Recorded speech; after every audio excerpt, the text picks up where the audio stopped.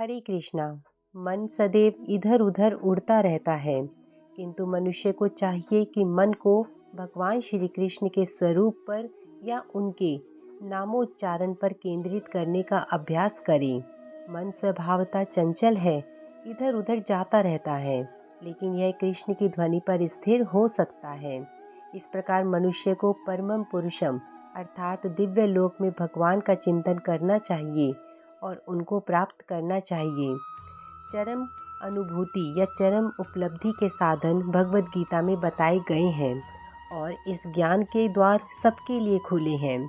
किसी के लिए रोक टोक नहीं है। सभी श्रेणी के लोग भगवान कृष्ण का चिंतन करके उनके पास पहुंच सकते हैं, क्योंकि उनका श्रवण तथा चिंतन हर एक के लिए संभव है। आइए श्रीमद् भगवद गीता का अध्ययन अध्याय 2 के श्लोक संख्या 53 से प्रारंभ करते हैं। या सर्वर्थ अनभिक्स्ने तत् तत् प्राप्य शुभ अशुभम ना अभिनंदती ना द्वेष्टि तस्य प्रज्ञा प्रतिष्ठिता। अनुवाद। भगवान अर्जुन से कहते हैं, इस भौतिक जगत में जो व्यक्ति ना तो शुभ की प्राप्ति से हर्षित होता है और न अशुभ के प्राप्त होने पर उससे घृणा करता है, वह पूर्ण ज्ञान में स्थिर होता है। तात्पर्य में प्रभुपाद जी समझाते हैं, भौतिक जगत में सदा ही कुछ न कुछ उथल पुथल होती रहती है। उसका परिणाम अच्छा हो चाहे बुरा। जो ऐसी उथल पुथल से विचलित नहीं होता, जो अच्छे या बुरे से अप्रभावित रहता है, उसे कृष्ण भावना अमृत में स्थिर समझना चाहिए। जब तक मनुष्य इस भौतिक संसार में है, तब तक अच्छाइयाँ या बुराई की संभावना रहती है, क्योंकि यह संसार द्वैत से पूर्ण है। किंतु जो कृष्ण भावना अमृत में स्थिर है, वह अच्छाई या बुराई से अछूता रहता है, क्योंकि उसका सरोकार कृष्ण से रहता है, जो सर्व मंगलमय है। ऐसे कृष्ण भावना अमृत से मनुष्य पूर्ण ज्ञान की स्थिति प्राप्त कर लेता है, जिसे समाधि कहते हैं। श्लोक संख्या 58। यदा संहर्ते चायं कुर्म अंगानि इव सर्वशा इंद्रियाणि इंद्रिये अर्थेभ्य तस्य प्रज्ञा प्रतिष्ठिता। अनुवाद। जिस प्रकार कछुआ अपने अंगों को संकुचित करके खोल के भीतर कर लेता है, उसी तरह जो मनुष्य अपनी इंद्रियों को इंद्रिय विषयों से खींच लेता है, वह पूर्ण चेतना में दृढ़ता पूर्वक स्थिर होता है।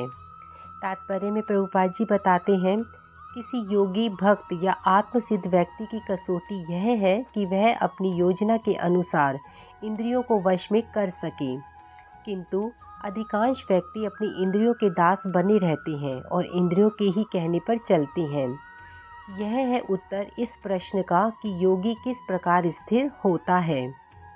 इंद्रियों की तुलना विषैले सर्पों से की गई है। वे अत्यंत स्वतंत्रता पूर्वक तथा बिना किसी नियंत्रण के कर्म करना चाहती है।